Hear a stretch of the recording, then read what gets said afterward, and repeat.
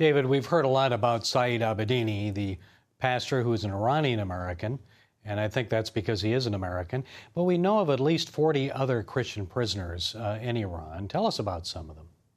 Well, there are many who are unknown, and as you say, Saeed is well known because he's an American, and we certainly need to pray for him and his situation and his family. But there are many others, like Farshid, but others, even Farshid is more well known than others.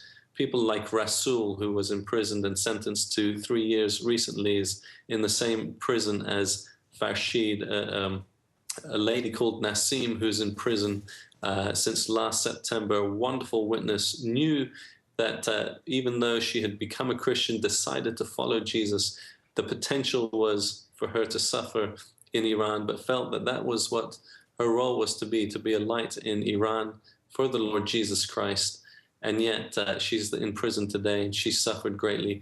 Many others like that who we don't know about, and you can go to many websites to learn of their names. You can go to elam.com to learn of. We have a current list of people in prison, and there's many to pray for, and there's a lot of pressure because it's not just them who suffers, their families, their communities, their churches, and yet their courage means that the church continues to grow. So it's really, although it's a story of suffering, there's also a story of growth in the church in Iran.